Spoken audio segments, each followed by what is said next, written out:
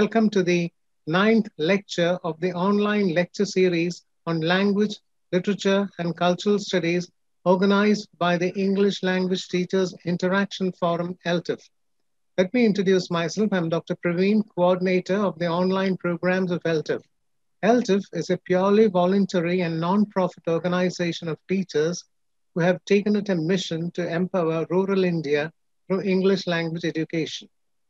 Now, Ms. Vinija, faculty of DIET Thrissur, who's an active member of the online committee, will brief you about the activities of ELTIF.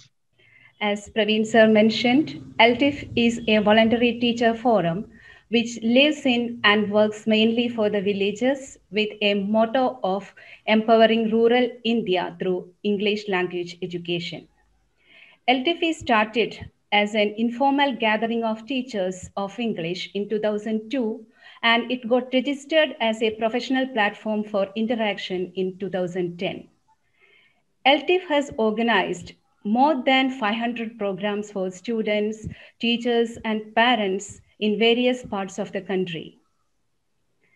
Apart from the hundreds of programs in English language teaching and learning for teachers and students, LTIF has been involving in social activities such as organizing awareness programs for parents and public, support programs for housewives, Kudumbashree and tribal women, empowerment programs for skilled and semi-skilled workers, and for even prison inmates. Besides all these activities, LTIF has been regularly organizing national conferences every year, international conferences at least once in 3 years in collaboration with universities and other educational institutions. LTIF has been publishing a professional quarterly, Journal of LTIF, promptly and regularly for the last 10 years. The leadership and dedication of the president of LTIF, Dr. Bhaskaran Nair, is the driving force behind this organization. And it is also a teamwork of many service-minded people who work without thinking of their own profit or any monetary benefits and fame. I request all the participants to join hands with LTIF and work together to empower rural India through English language education. I welcome all of you to LTIF family. Thank you. Thank you, Ms. Vinija. Today's speaker is Dr. Sivakumar Sivasubramaniam, who is currently extraordinary professor and immediate past head of the language education in the Faculty of Education at the University of West Cape, Republic of South Africa. He will be delivering a lecture entitled Signposting, a turnaround for poetry in the language classroom.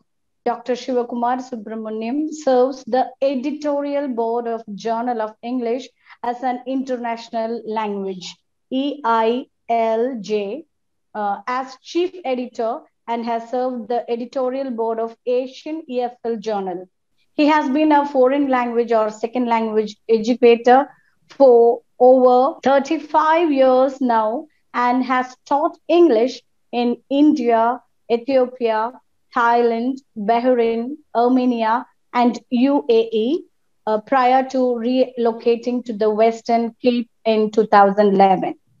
His research interests include response-centered reading or writing pedagogies, literature-based language pedagogies, constructivism in EIL, second language advocacy, narratives and language education, and text-based approaches to academic and social literary practices. On behalf of ELTIF, I welcome you, sir, to this wonderful platform of ELTIF. Thank you, sir. I'm really privileged and honored to actually be with you this afternoon.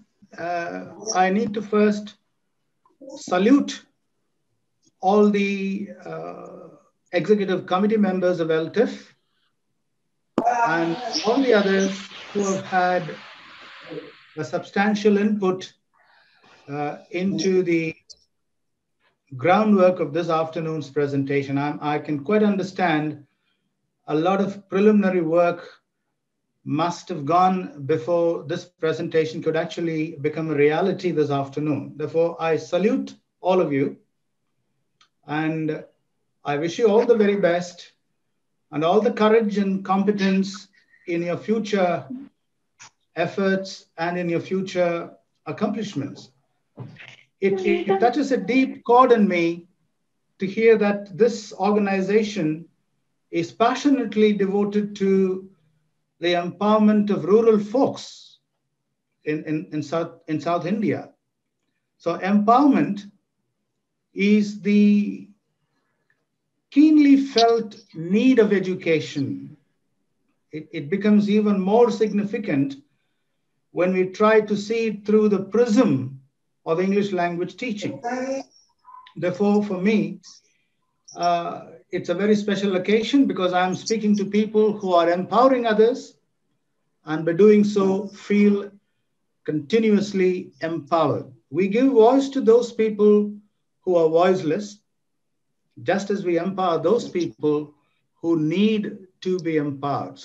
So I'm really, really touched to hear that, and I wish you all the very best.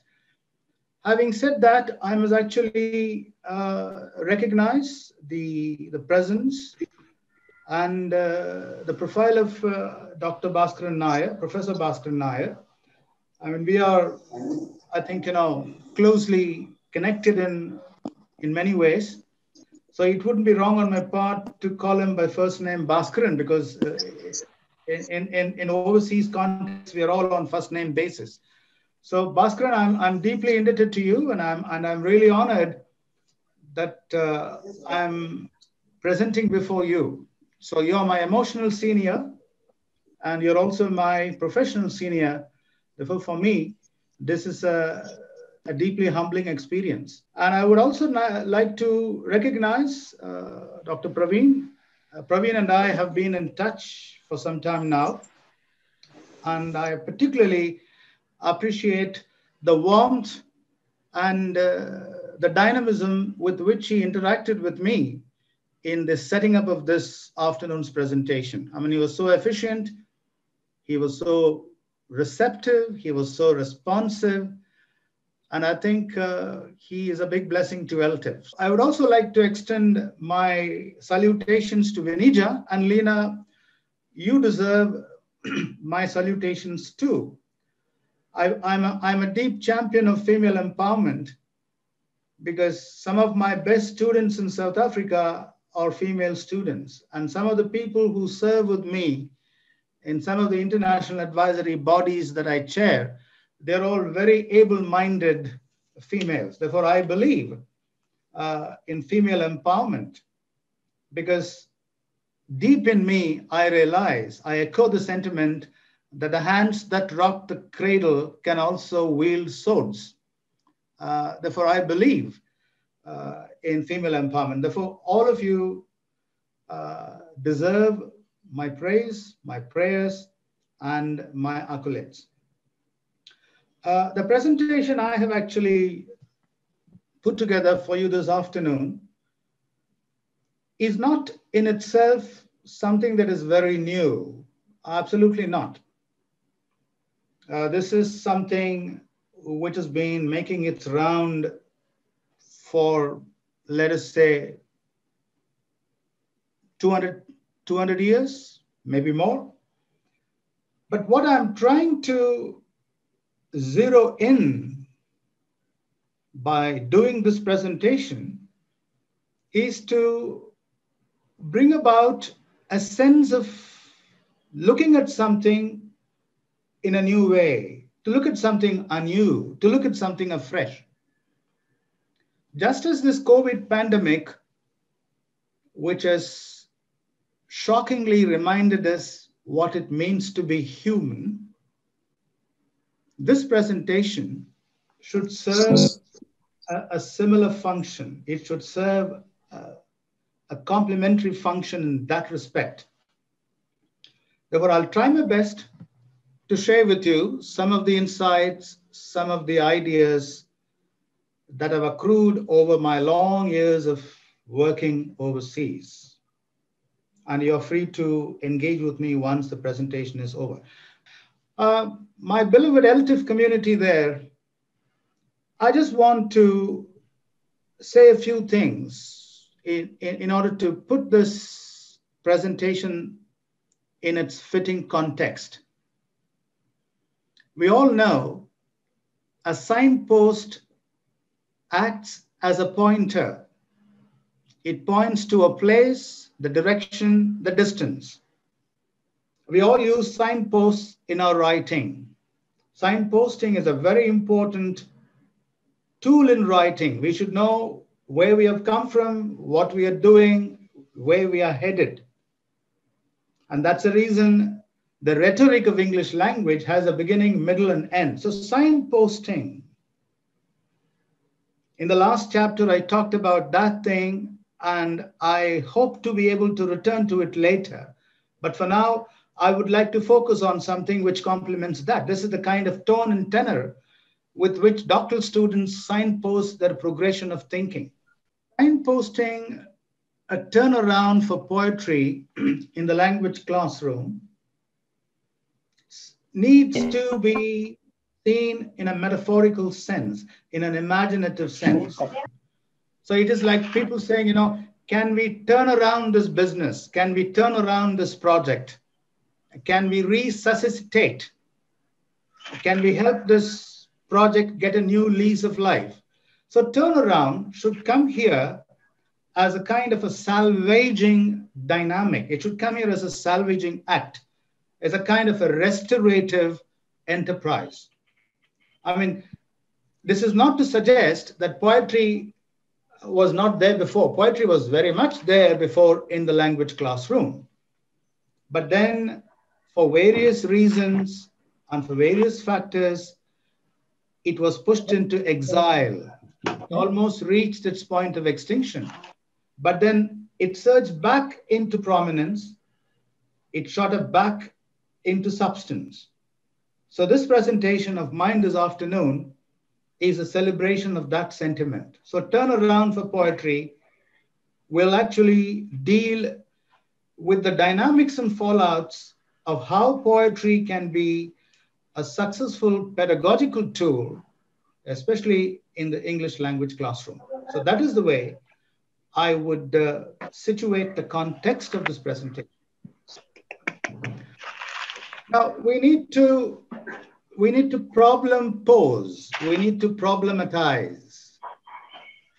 This is a very important value system that is emerged from Freirean thinking. Paulo Freire, the Brazilian educator, who taught street children in Sao Paulo how to read the word in order to read the world. And he did this through problem posing, not through problem solving, because all of us are addicted to the dynamics and specifics of problem solving. I can solve this, I can solve that. But do we ever pause and ask how, what if questions? Why questions are very simplistic. So, but we need to problem pose, problematize. How come? What if? So we need to bring in that dimension of hypothetical thinking. What would happen if the sun didn't rise tomorrow? What would happen if I get locked in and I'm unable to open the door? So we need to be problem posing because the times we live now demand that of us. So why poetry in the language classroom? We all understand poetry can encourage our learners to say more and do more with the language. Now that is the non-negotiable, right? Vitalizing aspect of poetry. I mean, you need to do things with your language. You should be able to construct meanings. You should be able to drape your ideas, clothe your ideas in language in such a way that what you actually clothe in it comes across vividly, comes across in a way that people can understand it. Grammar is not particularly helpful in that respect. I mean, we will go into that a little later in the presentation. So poetry gives you a sense of absorption. It gives you a sense of initiation. It gives you a sense of engagement. Now, by poetry, I don't necessarily mean the sonnets of Shakespeare or the ballads of Wordsworth or Coleridge or Tennyson, or the so-called the canonical baggage that we talk about in literary circles. Now, I'm looking at poetry through the synergy and space that a subject view of literature affords us. It's not a disciplinary view of poetry via the specialist things that we do in the reading and teaching of literature. We are not studying poetry, but we are using poetry as a facilitative, a subversive, negotiative tool for language teaching. So in that regard, it can actually help us to help our learners do more with language. How can they use language in different ways? And then how do, by using language in different ways, can they come to terms with how they need to use language for achieving certain communicative ends, certain ideological ends, certain emotive ends, certain academic ends? Therefore, poetry is like a broad spectrum antibiotic. It's a broad spectrum therapeutic formula. It does not direct itself at one particular malaise. It does not go right to fix one particular thing, but it works in a cluster. It works as a kind of a bunch of things coming together. So if learners can learn how to do a lot of things with the language, then they are becoming creative in its use. And that is very important to the prevalence of literacy. That's very, very important. Language teaching is fundamentally and predominantly meant for promoting literacy. Not, simply learning to read or not simply learning to sign. That is not literacy. Well, Kerala, the state of Kerala, where we have the highest rate of literacy in the Republic of India, I'm sure I'm speaking to the converted. So you understand, perhaps better than me, what literacy is. Being able to read the world, being able to understand how this complex set of abilities to make informed choices for informed decision making. That is what we call literacy. Not simply, I know how to spell my name, how to sign my name. No, that is not literacy. I mean, that is parroted idiocy. We don't need that today in the multicultural and increasingly complexified society of India. So we need to be able to teach our students how to do things with language. Poetry can be funny, it can be wise, it can be childlike, it can be playful, it can be witty, it can be sentimental, it can be philosophical and experimental. I want to tell all of you that we are together in this. It is not, Siva talking on a pedestal, standing on a pedestal and talking down, breathing down your necks. No, you are part of me and I'm part of you. I am a part of all that I have met, and I am a part of all that I am meeting now via this presentation. Therefore, my beloved ELTIF community there, we are in this together. So poetry in the language classroom is a reliable and a trusted way of using language to bring about a certain degree of literacy. You read the word to read the world. Otherwise, what is the point in your reading the word? Most of the so-called, super tapper learners who get, distinction, merit awards, this and that, I have seen them to be miserable failures. because they're all parroted into knowledge. Once you take them out of that, they cannot function autonomous. I'm speaking on the strength of my 38 years of teaching abroad, networking abroad with colleagues across the world, and I'm still doing that. And as we speak this afternoon, some of my colleagues are talking about the futility, perils, and failures of meritocracy, because these create social exclusion, stereotypes for social injustice, right? Therefore, we need to do a lot of things in today's era as educators. I mean, we are all educators. We may be a high school teacher or a university lecturer or a professor or a policy maker, but as long as we are in the domain, I mean, this is what we say in Tamil, bodhanai thozhil, bodhanai. We are in a profession which gives. Therefore, we need to be able to inculcate the sense of creativity in our students. I just want to share with you, by way of a quick digression, what happened to me when I was in grade 8 in Chennai. I'm a resident of Chennai, born, bred, and brought up there. And I went to Madras Christian College School.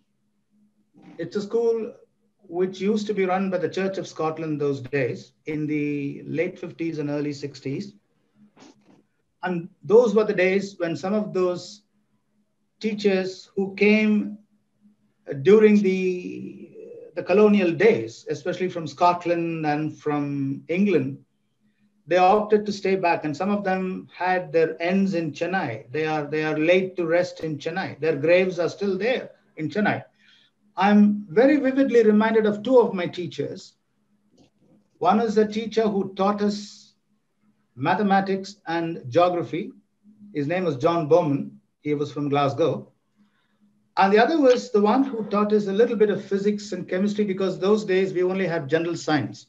We did not have chemistry, biology, zoology, botany in the way it is done today. Now I'm going back to late 50s. The first teacher, John Bowman, whenever he came to class in the afternoon, say from 2 o'clock to 2:45, there would be a bunch of students sitting in the last rows in the class and making noise and giggling away, sharing all kinds of private expressions and jokes and laughing. Now, in order to arrest their attention, he would say in the very beginning, guys, if you want to stay in this class, then you must keep quiet. If you want to talk and be a disruption to me, then please leave this class with pleasure. Otherwise, I'm going to use pressure. Now look at the poeticity of pleasure and pressure coming in tandem. This is poeticity. I'll come to this just in a few moments. Please bear with me. Go through this digression with me, because this is going to help you realize something which is in this presentation. So he would very often say, and that is actually chiming in my mind as I recall this experience, guys, if you want to make noise, leave this room with pleasure. Go with pleasure. But if you're going to stay here and make noise, then I will use pressure. By the same token, the teacher who taught us physics and chemistry, Martin Collins, his name was Martin Collins. He came one afternoon, and without telling us anything, he wrote on the blackboard, FWP, the levers 3, each must be in the middle B. If they want to be, they must be in the middle B. If they are not B, they can't be in the middle B. Now, this is in its own right poetry. This is in its own right a poetic utterance characterizing poeticity of the mind, the poetics of mind. We are born with it. God has given it that. God hasn't given it to animals and birds and earthworms and other things, because we are the roof and crown of creation, as Lord Tennyson says. So I still remember this. Now, what is FWP? FWP, the levers 3, the 3 mechanical orders. fundamental physics, weight, fulcrum, power. So each order of the lever, the mechanical orders, will have all these three coming at the center. In one order of levers, it will be power at the center. In another order of levers, it will be weight at the center. And in the left out order of the levers, it will be fulcrum, which will be at the center. So FWP, the levers three, each must be in the middle B. If they want to be in the middle, they need to be. If not, they cannot be. I mean, such a complex concept in fundamental physics was made so clear to us in grade 8. I still remember this man. He also has his grave in Chennai. God bless him. So, colleagues, my beloved folks there, please realize this is a miracle formula which we have recklessly tossed out of the classroom window because we wanted to look for easy ways which would give us a false sense of security. So let's not do that. That's the reason why we need to turn around, and I'm signposting a turnaround. So a focus on form cannot really help you convey messages in the everyday world. Look at the complexities of the world that we live in. We won't be able to do that. So we need to be creative. We need to propose intrinsic meanings. We need to propose meanings which are contextually sensitive, which are geographically relevant.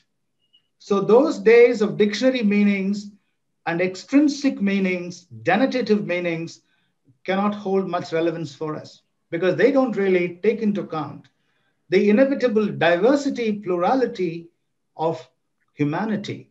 So in order to bring about a sense of community, continuity, clarity, and charity, of course, especially with people like you, we need this miracle formula. A poem is not a delicate piece of pottery that clumsy hands may drop and break in pieces. Now, I want you to remember, and I want you to believe that a poem is a symbol of resilience. It is like a smart car manufactured in Japan. Even at the impact of a very serious head-on collision, nothing will happen to the car. The car will bulge out. Nothing will happen to the people inside. But once the impact wears off, it'll come back to its original shape and form. Smart cars, as they call it. And I believe they tested it against all kinds of head-on collisions. A 20-ton truck hitting right into the middle of the bonnet. Nothing happens. So poetry can be likened to that. Analogical thinking, one of the very important poetic functions of language, likening one to the other. So a poem is not a delicate piece of pottery. Now, there are many teachers around the world, not especially the teachers in India. I'm talking on the basis of my extensive overseas experience and networking experience. They get stuck in the minutiae of this mud binary called poem and poetry. There is no poem without poetry. There is no poetry without poem. A poem is, after all, a singular unit of poetry. And any poetic use of language can become poetry. So this is the perverted mind, which gets, very, very preoccupied with the trivial minutiae. It is like those grammar teachers and those teachers who will penalize students because they did not use the proper punctuation marks. My dear beloved LTIF community, please remember, there is more to language teaching than comma, semicolon, and full stop. There is more to language teaching than subject-verb agreement and simple present tense. Because these things do not guarantee that in spite of your repeated drilling and hammering and road rolling, your students can go out into the world and handle that autonomously. 200 years of grammar teaching has produced idiots. I've seen people who are grammatically competent, maybe in Chomskyan terms, hallelujah, but performatively very, very incompetent. Because we don't speak the language and write the language just as we learn it in a grammar lesson. Grammar is caught, not taught. That's what I did in my schooling years. I don't remember going through rigorous grammar drills. Nor did I have teachers who would come with a cane and swing it on my face and say, this is wrong, that is right. No. So poetry is exactly like that. It is resilient. It will decompress if you try to compress. If you try to twist it, it will untwist itself. If you try to turn it topsy-turvy, it will come back and stand on its feet. Therefore, it is an object of admiration. No wonder Keats says a thing of beauty is a joy forever. Yeah, poetry is a joy forever. I'm reminded of a famous set of lines from Byron's poetry. Very, very simple. Even a grade 5 student can understand it. Let me recite it for you. There is music, sighing of a reed. There is music in the gushing of a rill. There is music in all things. If only men had ears, the earth is the music of the spheres. Can you see this? So poetry is like the music of the soul. It is everywhere. The rustling of leaves, the sighing of branches, in the squealing of window hinges, in the bark of a dog, in the scuffle of your true soul, all things, sounds and shapes. It's there. So why can't we rouse our learners' sensitivities and sensibilities to this aspect? It's a very important phenomenon. God gave poetry not to the birds and animals, but God gave them to human beings. This is perhaps the reason why Mikhail Bakhtin, the Russian social psychologist, say, we are the only creatures who can exercise dialogical imagination.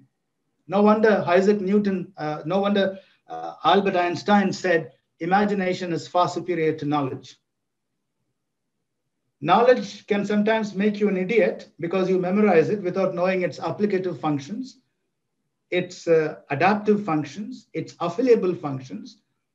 But through poeticity, you understand knowledge in a very different way. And that's what we need to do today, especially in an increasingly diverse and complex, multicultural, multilingual geography that is India. So, my dear beloved folks, poetry is a thing of beauty and it shall be a joy forever. I have actually put together a sequence of applications. These are very easy to implement applications in the classroom. But I kept in my mind and heart that I must aim at the simplest. This is a poem which you can encourage your class to actually engage in. Now, look at this poem. It deals with hair. We all have different kinds of hair.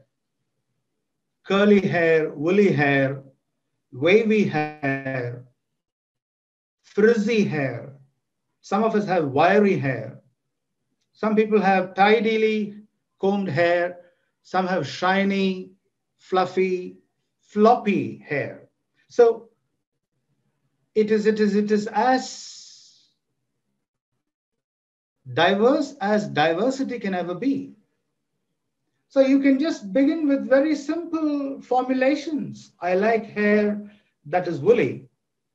I don't like hair that is sticky. I like hair which is wavy, but I don't like hair which is wiry.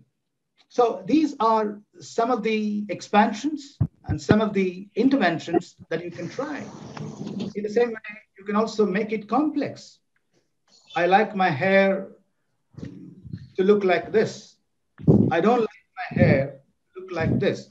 So you can bring in an element of like and dislike. So there is a great space and synergy for expansion.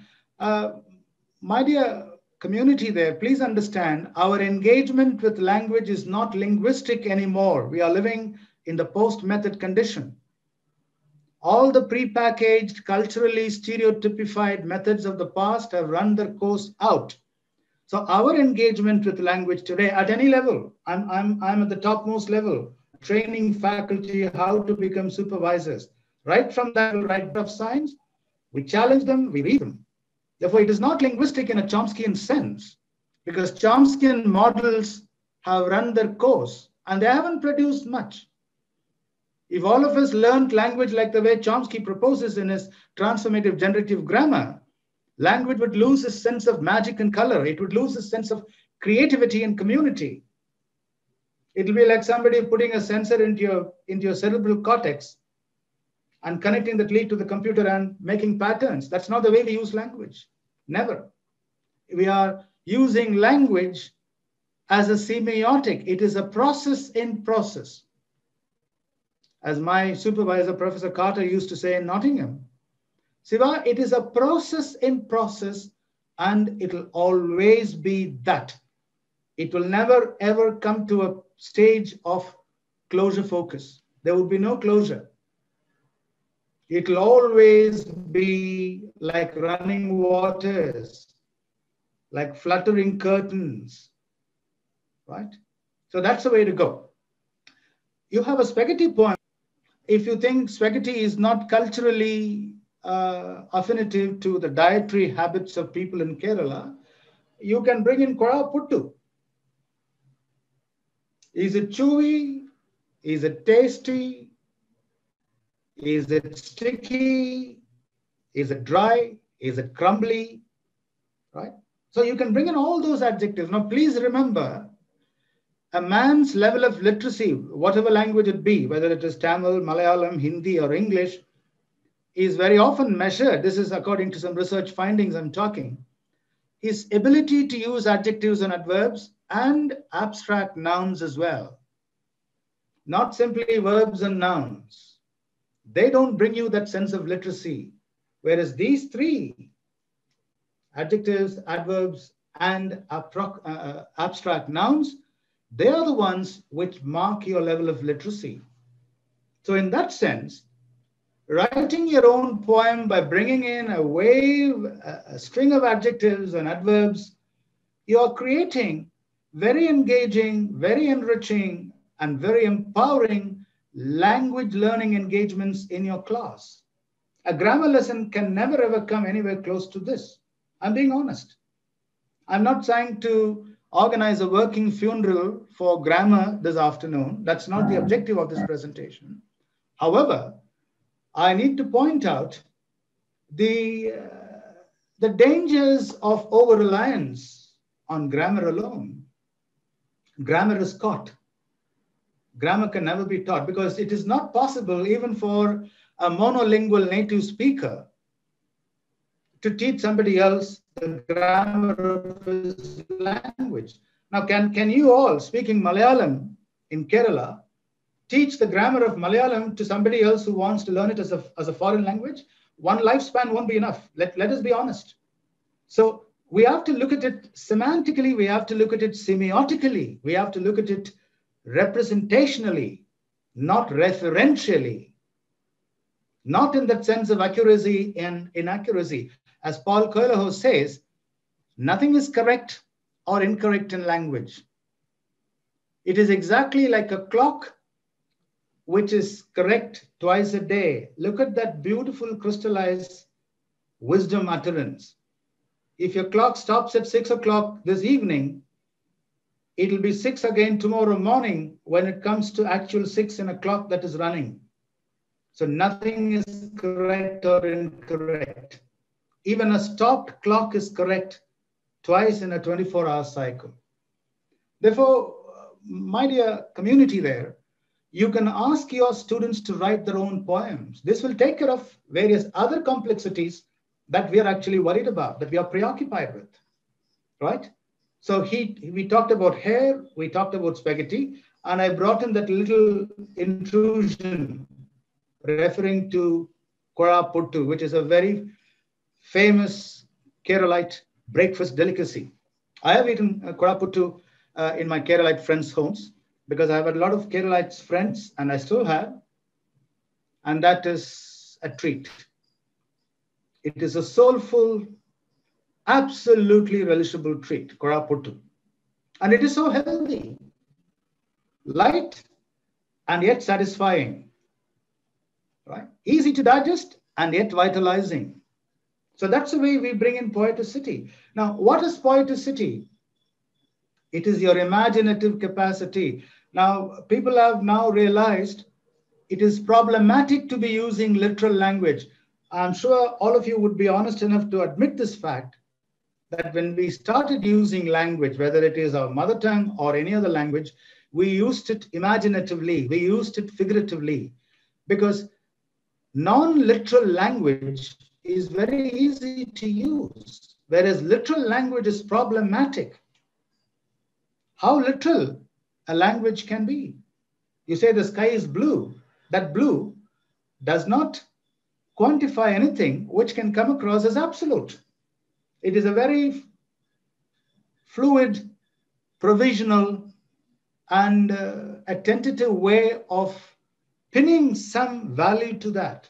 It's a bright day. How bright? I love you so much. And how is so much? What is so much? So, folks, the moment we use language literally, we get stuck in the mud. But when we use language creatively, figuratively, just as poetry teaches us to do, there is a certain sense of enjoyment, a certain sense of fulfillment, a certain sense of nourishment, all of which underlie our sense of empowerment, not entitlement, no, empowerment. We empower ourselves by being emotionally oriented educators, right? Now, this is a poem which is called a subject poem. A subject poem is one where the subject remains the same. It could be any topic of focus, traffic, rain. Rain is a very common thing in Kerala. The ubiquity of rain in Kerala is something that is similar to the humidity in Chennai. Chennai is a very humid place. Even in winter, there could be days when you would be sticky and sweaty.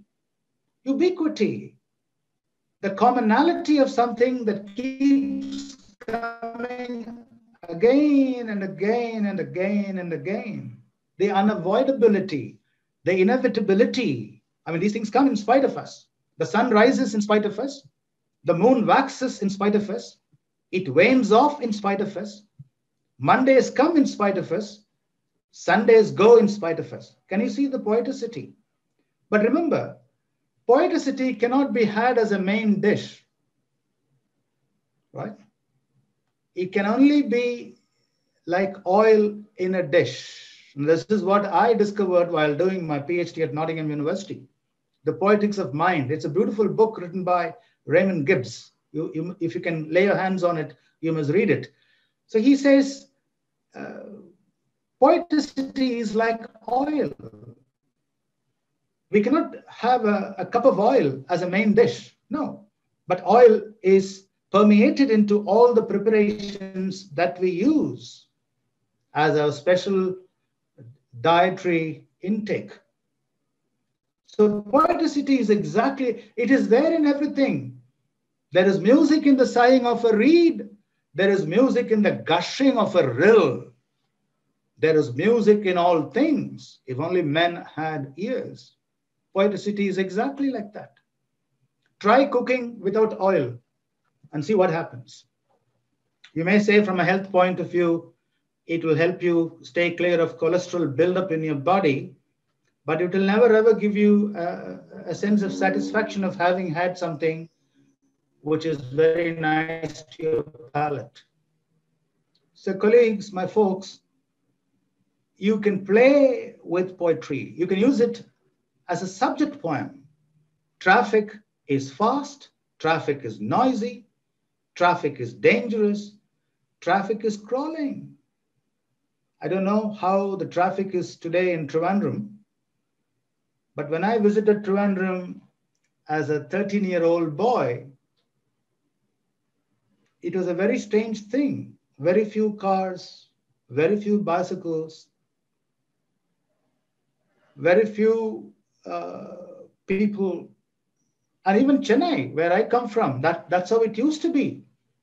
You could safely cross a road, leisurely, not in fear not in a hurry. But that is not the case today. So traffic has assumed a certain ugliness in its ubiquity. Wherever you go, Cape Town 10 years ago, 11 years ago, when I came here, it was easy to drive. But today, it is becoming a little tricky, although it is far better than what we see in the big cities of India. By the South African norm, it is a little problematic because you do have people trying to beat the queue. You do have people trying to take turns in an unanticipated way. So traffic is obnoxious. Traffic is harmful. In the same way, you can talk about television. Some of my friends who are in the domain of sociology, and some of them who are actually in India, in the University of Punjab and in the University of Bombay, they keep telling me, Siva, television is actually ruining the social fabric of Indian society because all the languages have now come up with endless, heartless, reckless stream of soap operas, serials. And what are these serials? Somebody is plotting, somebody is raping, somebody is murdering, somebody is doing things for the lust of money. There is nothing edifying, there is nothing unifying. So to put it in Bakhtin's terms, the trivializing, edifying impact of media, especially the television media. Social media is also competing with that because there anybody can say anything and get away, where the laborious task of verifying the provenance, the genuineness of what is being uttered is totally lost. So colleagues, can you see the kind of things we are living amidst? And what is our safeguard? Being able to understand life through poetic use of language. By encouraging our students to understand life via language. The current Google generation, I dread to imagine what they will be like when they become like us. I am a proud baby boomer being born a little after the Second World War. The generational identity that I imbibe in myself by virtue of exposure to wholesome things in the school, in the college, and elsewhere is still with me. It will accompany me to the grave. And this is actually the precious lifeblood of me as an educator, which is in no way less important to the endeavors of empowerment. So, my dear ELTIF community, please understand there is no education without language. Language is the conduit. It is the inevitable passage through which everything has to go through. And that is the reason poeticity, poetic engagement becomes absolutely important. So you can talk about abstractions, joy, sorrow, separation, greed, all these with college students. And there are also topics which can be taught by people of all age groups, irrespective of their intelligence indexes and their social affiliations and their family statuses. So this is a poem where my main objective is to expose students to cause and effect scenario. Do we realize the realities that we confront, the realities that we propose, construct, and validate, they can all be placed into various cross-sectional units. Cause and effect, comparison, contrast, cost and benefit, parallel relevance, chronological sequencing, climactic sequencing. So these are the things which are the bedrock of rhetoric in English. I'm sure it is the same in Tamil and Malayalam and Kannada and Telugu, in all the languages. It can't be any different, right? So by bringing in this kind of a rhetorical function via the space and synergy that poeticity affords to you, you're actually promoting literacy in your students. Everything that has a cause will have an effect. Now, giraffes. It's one of the most graceful creations of God, the grace of a giraffe. Although it is clumsily tall, it's very tall, unbelievably tall, probably a two-storied building equivalence to that. However, when you look at a giraffe in Africa, it is so graceful. And there is a certain elegance about it. And therefore here, you can have cause and effect because they hold their heads so high, because their necks stretch to the skies, high and skies, because they are quite calm and casual, because they are run so fast when they are frightened, because their eyes are velvet and soft, because they eat the tops of trees, because they have knobbly knees. Their knees actually come out, protrude out, knobbly. You can even see it on tree trunks, like the banyan tree. It'll have, a big lumps on the trunk, knobbly. That's why I like giraffes. Cause and effect. Because of this, that is okay. Because of that, this is not okay. So if you can bring this logic of the rhetorical patterning of language via the use of poetry, they will be able to translate its importance into the writing. And I've seen some of my junior staff in the Faculty of Education dashing their heads against the wall when it comes to teaching their students cause and effect scenario in academic writing. Students don't get it. And then they punish the students. And then they are so happy that they have made, idiots of the students, because no country is an exception. It is naive, let alone stupid, idiotic to think that, this problem exists only in one sphere of working. It is there everywhere. I have seen gold medalists from Madras IIT who couldn't write a single paragraph where they could show me cause and effect. I'm telling you this. I was an examiner for G for 5 years, long back before I left India for overseas. The reason is it has not been taught in a way it ought to have been. Therefore, my dear colleagues, I'm not asking you to just, shove aside everything and stick on with poetry. Please, I'm not doing a salesman job with you, but I'm just asking you to soul search with me. I'm entreating you to self-actualize with me. I'm exhorting you to come on my bandwagon and see things the way I have seen and I've experienced. And the rest is up to your realization. Opposite poems.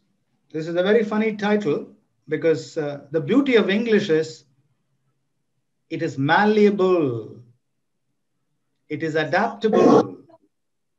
It is suitable to varying cultural needs of humanity. Those of you who have read Robinson Crusoe by Daniel Defoe, right up to Arundhati Roy's God of Small Things, you will understand the flexibility, the adaptability of English language. It is a line of the circle, dot. That's what we say. It's a line. It's a language of the line, circle, and dot. You can split any letter of the English alphabet into a line, into a dot, into a circle or half a circle. A colleague of mine who was also a lecturer, I went to Nottingham University while I was lecturing in Bangkok, and my doctoral thesis evolved as an ethnographic study in a Thai classroom which used 400 literature texts, how to read and write in L2. That was my PhD topic. Professor Carter was my supervisor. He's no more. And this guy came from Chidambaram. He was actually a postgraduate from Annamalai University. And we used to talk about this. By teaching happy mixture of opposites, you create that sensation in the mind, not the brain, the mind. How do opposites react? how do opposites proact? How do they enact? And how do they reconcile? Right? It's like trying to reach a kind of a compromise. Okay, I leave you alone, you leave me alone, but let's be together. We'll be together. If you can look at this one, practicing vocabulary opposites. Idli is a very popular South Indian Delhi. I think it is readily, freely, generously, and greatly available in all the four South Indian states, Kerala, Tamil Nadu, Karnataka, and Andhra. I don't think anybody in these four states would say, look, idli is an anathema here. No. But then there are subtle differences. The chapatis you get in the southern states of India, this is no means of my, bias. I don't know, but probably this is the mystique of chapati making. The chapatis in the north are of a very different texture. And the chapatis that you get in the south, they're of a different texture, but then you call them by the same term, referential term, chapati. Similarly, the idli and dosa that you would get in Jalandhar and Chandigarh, they call it idli and dosa. It has a very different texture. I mean, I've been to a conference in Jalandhar 2 years ago, and the morning I went down to the dining hall, expecting that there would be kachori and parota and this and that. And what I saw on the dining table spread was bhaji and dosa and idli and idiyappam. I was stunned beyond expression. So I called the dining coordinator and asked him, is this a South Indian restaurant or is it part of the main management? He said, sir, this is what we are serving our guests. Because we realize these are far more wholesome, far more vitalizing, and far more energy efficient and easy to make, So idli versus chapati. Now, can you see the opposites? I and you, but I and you will become we. Please understand that. We is what? You and me, and I and you. So I am the youngest of the family. You are the eldest of the 5 siblings. I am shy. You're outspoken. So we are best siblings. I like idlis. You like chapatis. I like champagne. You are a teetotaler. You don't drink at all. I read Shakespeare, but you work on computers. We are poles apart. How can you read Shakespeare on a computer? I mean, technology has done enormous damage, incalculable damage to the very ethos of learning. You cannot enjoy Shakespeare on a computer console. All these people, Microsoft, Bill Gates and the other guy, Facebook guy, all these people, they've made a fool of humanity. And now, we want information security. Can we ever engage with something on the console of a computer heartfully, soulfully, righteously? And imagine how drowsy and how monotonous it is. Because you cannot go back and come forward. You can't flick through and flop back. So he says, if our worlds come together, Elysium is born. What is this? Elysium is a place of joy. It's a place of beauty. It's a place of everlasting happiness. Elysium. It's a Greek term. This is very important in language and living.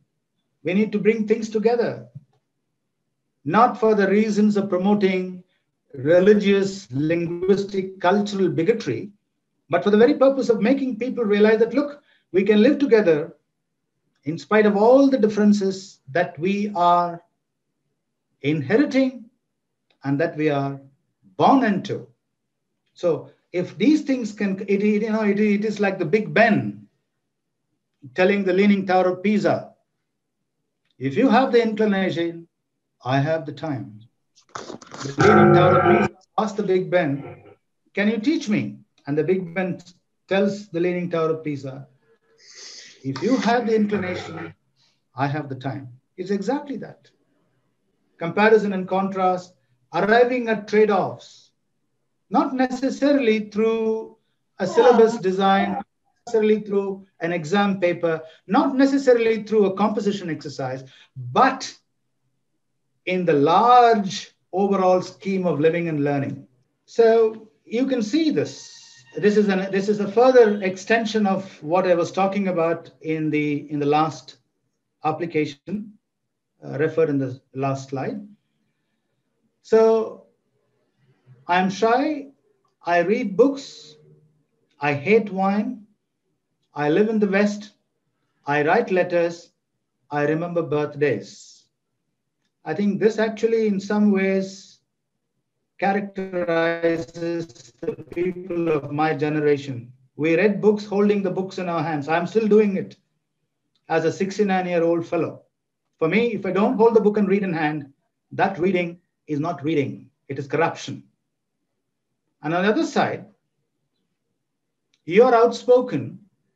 You read on computers. You love football. You live in the South. You write emails. You don't write letters. And you often forget birthdays. That's the worst thing that a person can do, especially those people who are close friends. Oh, I forgot your birthday. And then sending you a birthday greeting 3 months after the birthday has elapsed. It happens. Because the technopoly, as Neil Postman says, that is a classic book. Neil Postman is one of the greatest educators of our times. He was a professor of education in Columbia College. He wrote a series of books on the way the world is degenerating. Teaching as a subversive activity, he co-authored with another person. Technopoly, amusing ourselves to death. Loss of childhood. I want every educator, regardless of he or she being an English educator or a Malayalam educator or a physics or a geography, they should read these books, buy these books instead of buying useless, fashionable things. They have no value. But the knowledge and the crystallized wisdom that you pick up from these things, they will accompany you to your graves. Whereas those things that you invest in, which are highly fashionable, today the people's thinking has gone so damn awry. You need a car to go to work, but do you need a very expensive car? You need clothes to cover yourself. Do you need to be ultra fashionable? So who are we trying to impress? And in spite of all that, there are so many things that we say and do which are absolutely horrifyingly stupid. So colleagues, I want you all to soul search with me. Where is the information we have lost in knowledge? T.S. Eliot, Wasteland. Preposition poems. I talked about ubiquity with reference to traffic and with reference to other abstract states like happiness, sadness, intelligence. Now, this is something that can be traced back to that.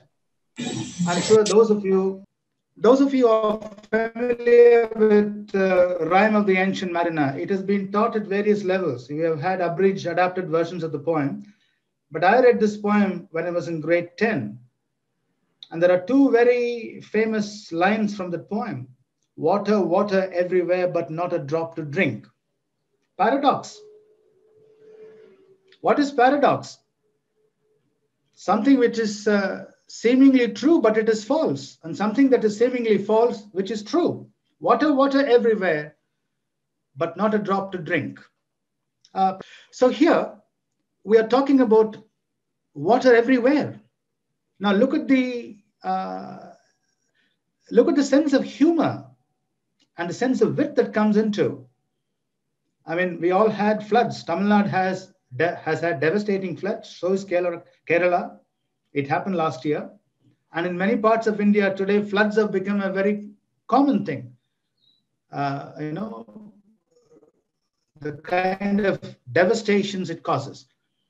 So there is water on the ceiling and water on the wall. There's water in the bedroom and water in the hall. There is water on the stair. Whenever daddy takes a bath, There's water everywhere. Now, can you see the humor of this? So what is the news here? It is not rainwater or flood water coming into your house. It is your father who is having a bath in the bathtub, and the bathtub is overflowing to such an extent that it is beginning to flood the stair, the hall, and it is also beginning to seep on the ceiling right underneath the tub. This happens in very many apartment complexes in Calcutta, Bombay, in Chennai. There are some people, when they use the water irresponsibly, it seeps through, and people living downstairs, they can see water coming on the ceiling. So this is the reality, but it evokes all kinds of images.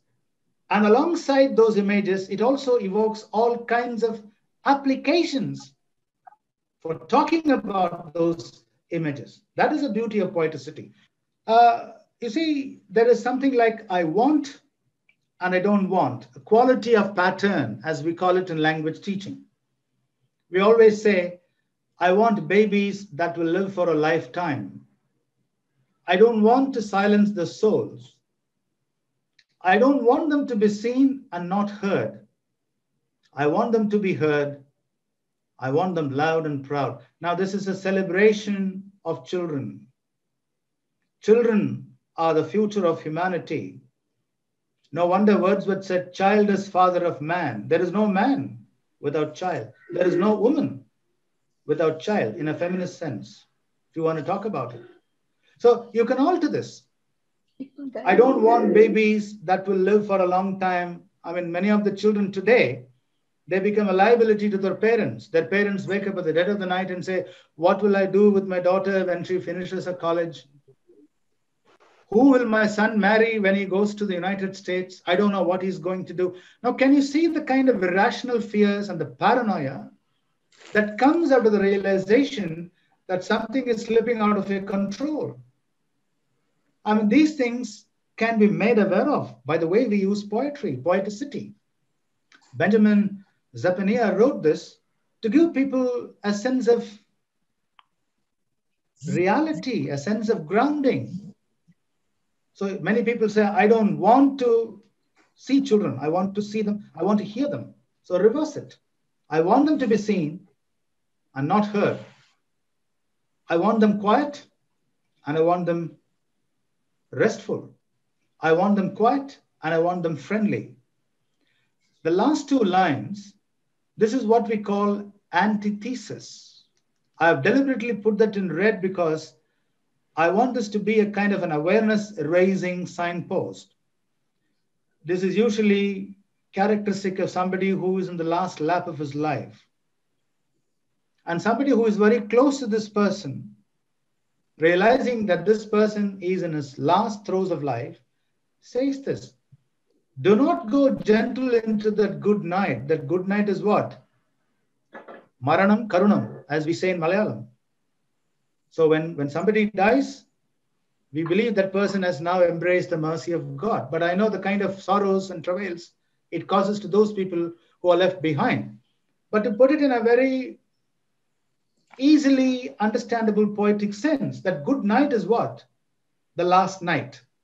Rage against the night. Rage against the night, which means don't give in.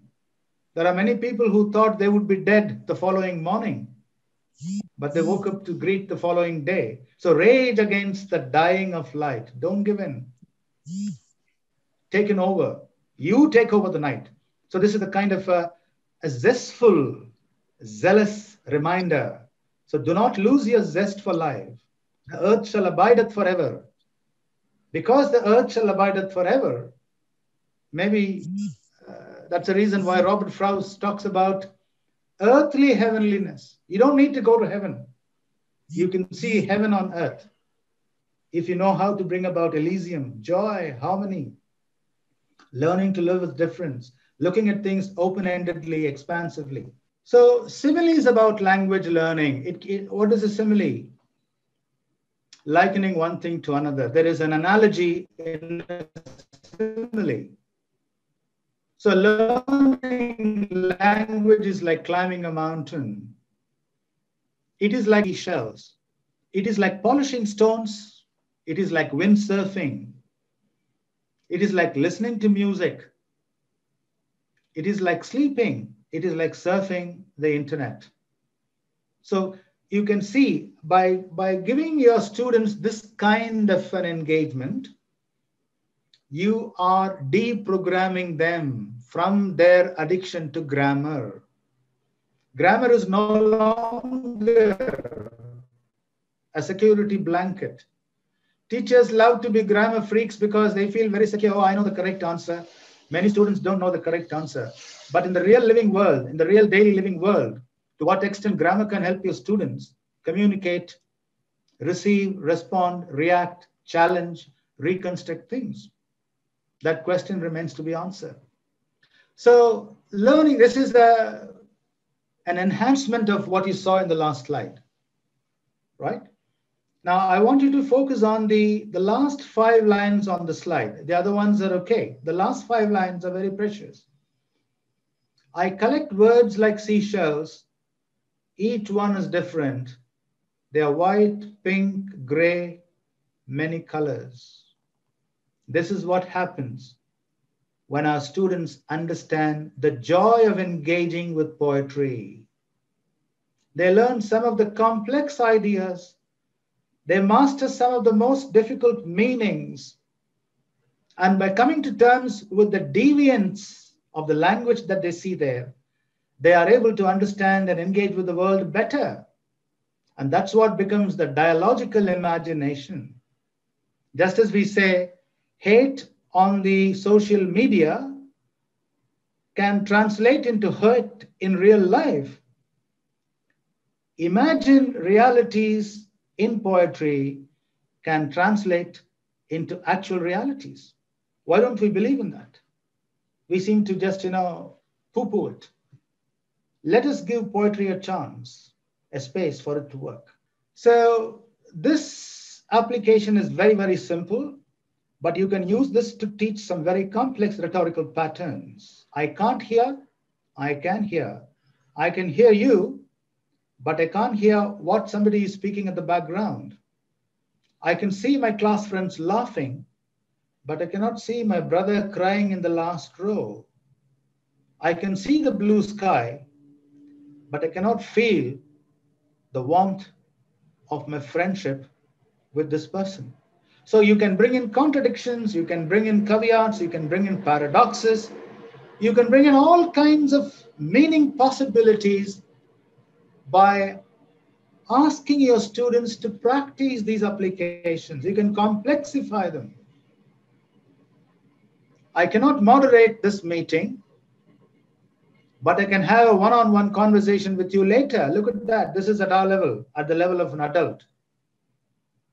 I want to look at everything, but not to look at lonely things. I want to hear about everything, but I don't want to hear about your cynical stories. I want to talk with everyone, but I don't want to talk with people who are bigoted, who are bigots. I want to know about everything, but I don't want to know about something that is not so happy to hear. So can you see how your poeticity becomes a stylish draping act of bringing those ideas into very attractive, very colorful, and very valuable, meaning possibilities. That's a beauty. We all use relative clauses to understand the world. We say, I wonder who said this. I wonder who would have done this. I wonder why the starry nights are so breezy. I wonder why sheep have wool. I wonder why trees live so long. By teaching these applications to school children in grade 5, 6, 7, 8, 9, you are teaching them how to reason, inferencing skills, reasoning skills, which will actually become the basis for them to develop their own critical thinking skills for interpretation of the world. Read the world to read the world. I wonder why my father says no to everything. I wonder why my mother does not get angry when I do things wrong. I wonder why my teacher is always dismissive of what I say. I wonder why you always smile when I talk of my sorrows. Now, can you see?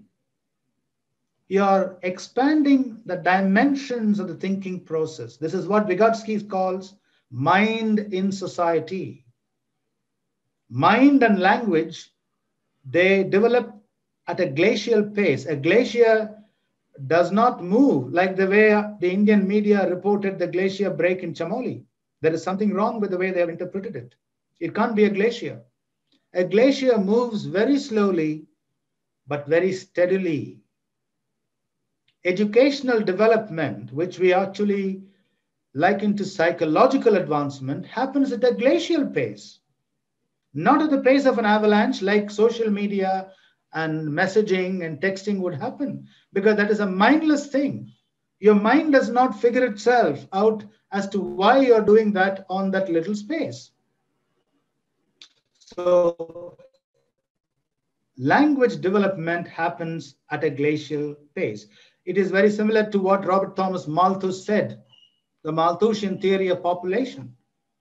Populations expands at a geometrical proportion, but production of food crops expands at an arithmetic proportion, 1 plus 1, 2 plus 2, 4 into 4 plus 1, 5 plus 2, not 4 into 4, 16 into 16. So the same way should be borne in mind when we think of language development. Therefore, my dear community there, please understand all those people who come to say, I have a silver bullet, if you're willing to come, they weaponize your anxiety. They weaponize your feeling of inadequacy when you're not really inadequate in that sense. They weaponize your paranoia. They weaponize your imagined sense of backwardness. And then what happens? The whole country, which has cherished values, which has such wonderful things, all things being blown away to smithereens. Bigotry, racial hatred, linguistic jingoism, falsehood, political poaching, diversion and deflection of attention, all these happen because language has failed in its spheres of educational application. Whether it is teaching English or Malayalam, or whether it is teaching geography or chemistry or physics. Because minus language, there is no education. Please remember that. So this one teaches you the world view. We need to bring about a salubrious, a healthy world. There is no point saying Vasudeva Kudumbakam and then do things which just are an antithesis to that. We can't choose our neighbors, nor can the neighbors choose us. The inevitability of intermingling. We're all together. We're all human beings. So this is a further enrichment of the poetic application that I showed you in the previous slide. All right. I've come to more or less the end of the presentation. I'm a great fan of Charles Tomlinson because I'm a devotee of late Pandit Jasraj. I'm not a stage performing Hindustani Shastriya vocalist, but I've been his disciple for 11 years. I'm one of his Ekalavya disciples. That's how he used to call me, refer me to other people in the world. He would always say, Siva, you sing the raga so well, although you have not learnt it formally from me. You sing my bandishes so well, although you have not understood the grammaticality of that. I don't know much of Hindi, although my wife is a Hindi speaker. The Hindi that I have learnt is exactly by singing Bapuji's compositions. He would always say, Siva, put the bhavana before the bandish. It is exactly like telling in Kerala, whether it is Kudiyatam or whether it is Kathakali. It's a bhavana. It's a bhavanam, as we say in Tamil and Malayalam. That's what matters. And that's what determines and predominates the form. Our unhealthy preoccupation with form force practice has blinded our eye, mind, and soul to the great beauty that God has created. Look at these lines by Charles Tomlinson. This is very reminiscent of my tutelage and my connection to Pandit Jasraj. I used to call him Bapuji because to me he was a spiritual father. He is no more. I don't think you will see a musician of Pandit Jasraj's timbre in the years to come. I'm saying this as a Tamilian who was born and brought up in Chennai, where in those days Hindustani music was unknown. It was an unreality. Leaf dapples sharpen, emboldened by this clarity, the minds of artificers would turn prismatic. So what is it? Can you see the dapples on the ground there? It's a sunny morning. The sharp, crisp edges of the leaves are seen so poignantly. Dapples on a moonlit night. I mean, in Kerala, on a moonlit night, especially in a place like Munnar or in a place like Tiruvalla or Kottayam, in a coconut palm plantation, it is a feast to the soul. It is a thing of joy, and it shall be a beauty forever. The sharp, crisp images of the coconut leaves on the ground, the leaf dapples sharpen. Emboldened by this clarity, the minds of artificers would turn. What is prismatic? The mind is a prism, not the brain. Chomsky was unhealthily preoccupied with the human brain. I'm happy he's out of the landscape now. He's alive. God bless him. But he hasn't done much to our language teaching. My thesis is an antithesis to his transformation generative grammar. So the mind is a prism. It takes in a colorless ray of experience and puts it out as a colorful spectrum of rays. The minds of artificers would turn prismatic. Now, in the closing part of this session, I feel compelled to share with you a poem which I wrote in cooperation with my classmates when I was in grade 8. Now, you try and guess what the topic of the poem is. And I'm sure as you try to guess the topic of the poem, you will also be able to find out how this sums up, how this in one way or the other reinforces the relevance of all that I've been speaking to you since the very beginning of this presentation. So please allow me to read this poem. He stands and sighs on the step. He walks and talks to heads and hands. He swings by the aisle and sings on the aisle. He pinches and punches notes. He whistles and waves at standees. His bag jingles and jangles with coins. Who is he? He is my bus conductor. My bus conductor. Every morning, I used to take the city bus to go to school, Madras Christian College School, from Tyagaraya Nagar to Chetpet. And I would board number 9. Those were the days when people had time to stand and gaze, stand and cheer, stand and talk, stand and hold hands. Good old days, golden days. What is the point in people now saying, Ache din aa gaye? There's no Ache din. There is only horrible din now, whether we like it or not. So, who is he? He is my conductor. He goes on and comes back. But one day, he never came back. That is when we all heard that he was no more. So can you see the way we used our poeticity? We are not Coleridge's, Tennyson's and Stephen Spencer's and Emily Dickin's. We are ordinary people. I'm as ordinary as I appear to you on the screen. I don't have horns and wings. Now look at the verbs in simple present tense and look at the poeticity that exudes out of those. Stands and sighs, walks and talks, heads and hands, swings and sings, pinches and punches, whistles and waves, jingles and jangles, goes, comes. When I went to grade 9, that is the time when we all heard that he passed on because of some medical condition. But he was a very old man even then, must have been in his late 60s. But the electricity, his exuberance, his humanity, he would joke with us, and he would always make sure that people get off and get in very safely before blowing the whistle.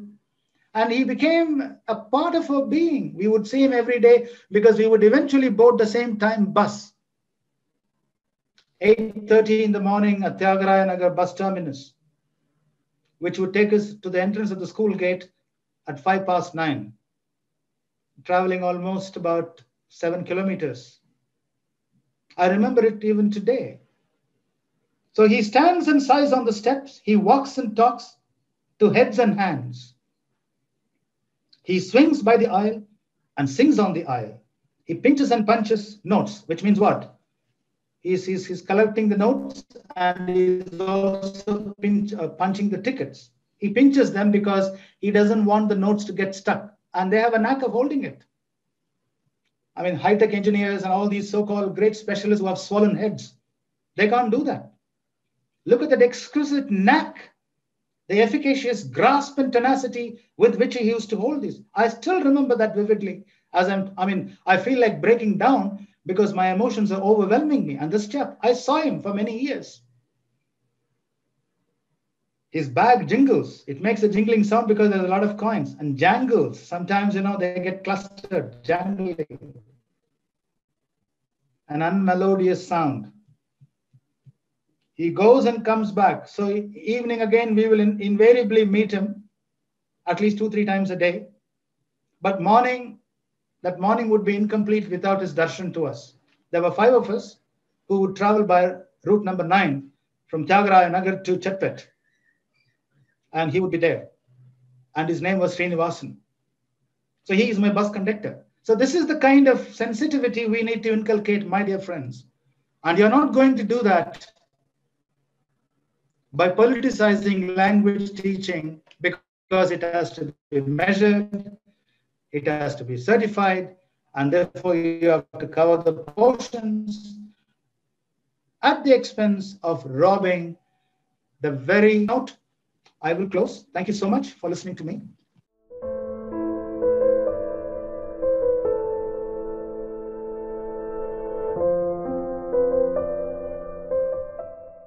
Thank you, sir, for that intellectual treat of opening our eyes to the multifaceted uses of language and the ability to perceive things. You have brought in a number of topics where it was a treat for lovers of literature and language teaching. Thank you so much, sir. We will have a question and answer session now. For me, as a teacher, it was a fantastic treat, your intellectual speech, how we are going to deal with poetry in our class, and how we want to incorporate different skills and different ways of transaction of our poetry, poems in our class. And still, I want how to expand the cognitive dimensions of the learners. So I want to ask one question, sir.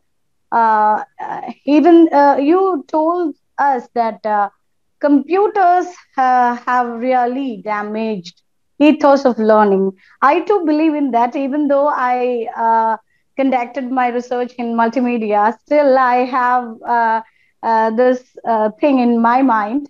But for the recent learners or the modern, ultra-modern learners, can we say so, sir, or can we put it in this way, sir? It's a question which cannot actually accept a yes or no answer. We need to look at it open-endedly. Neil Postman, he says, technopoly wants people to hurry through everything. That is where it actually brings about cognitive dissonance. You read a chapter from Charles Dickens's Tale of Two Cities, holding the book and you read the same thing on the computer. And I'm sure you will feel the difference. And my PhD students who are across Africa, who used to come and meet with me at least 2-3 times in a year, because of this pandemic, they have not been able to travel.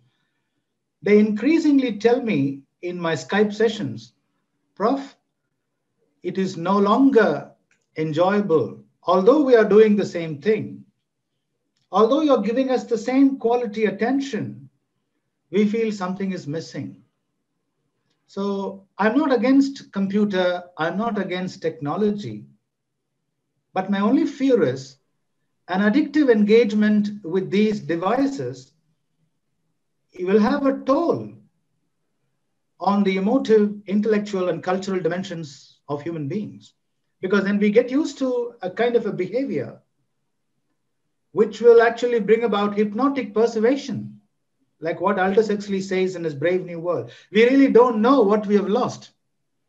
In today's India, because I know the kind of India I was born and brought up, so many people who are of the younger generation, they really don't know what they have missed, but they have been hypnotized into various jingoistic, chauvinistic utterances that they think this is the best thing that they can ever see.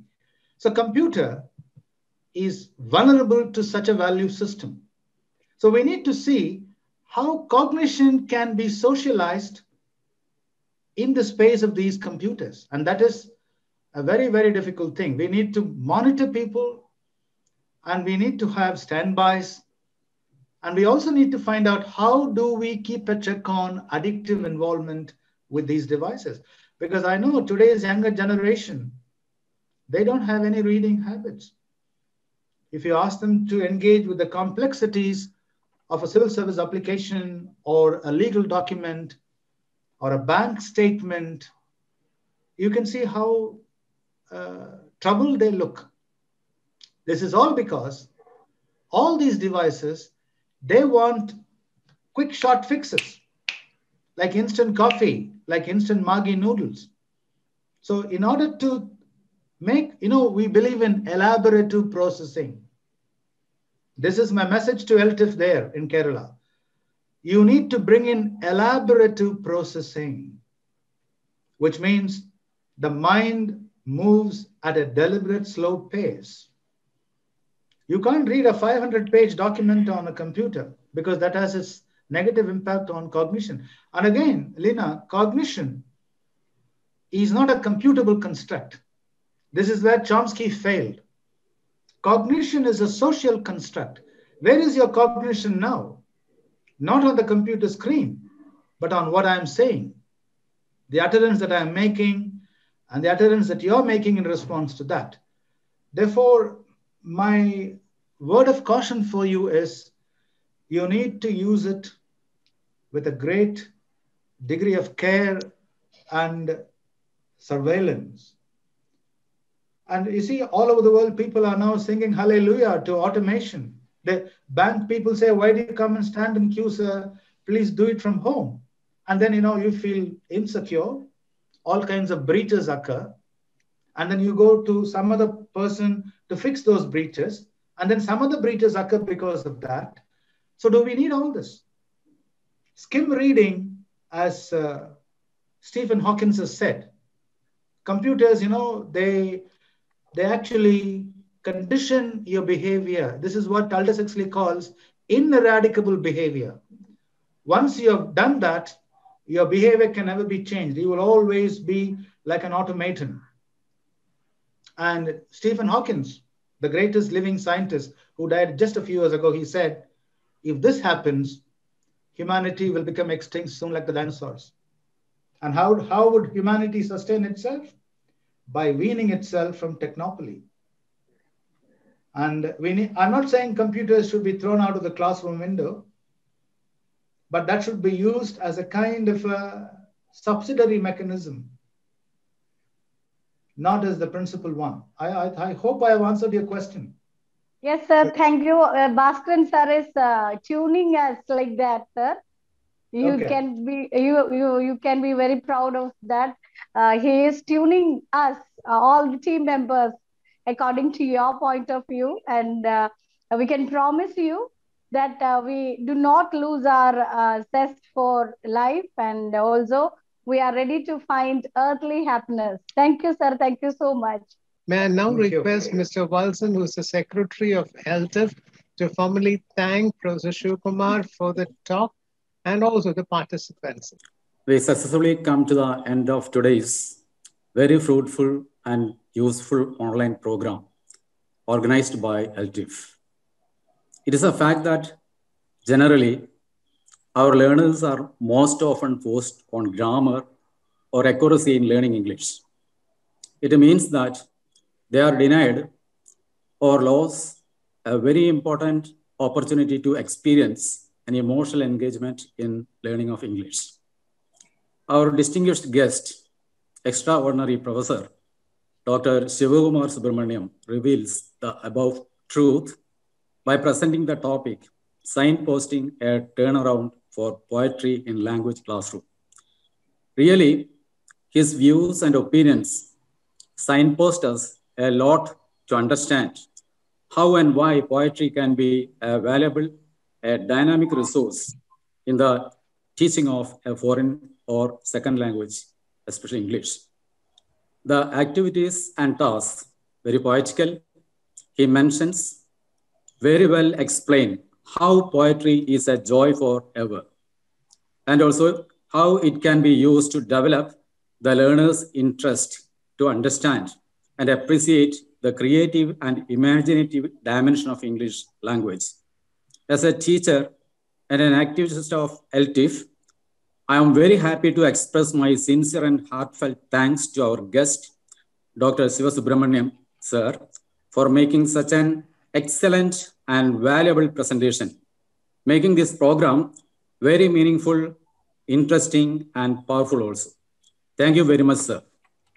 And we all know the success of an online program series of this dimension requires plenty of technical as well as organizational knowledge and experience.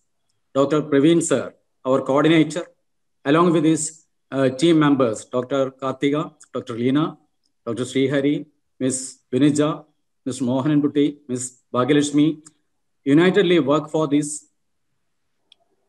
for the smooth conduct and successful organization of these programs. Let me thank them all formally for their effort towards anchoring the event of today. We are grateful to Dr. Bhaskaran Nair, the president of LTIF, who dedicatedly directs and guides all the programs very efficiently, both online and offline. I specifically express my thanks to Dr. Bhaskaran, sir.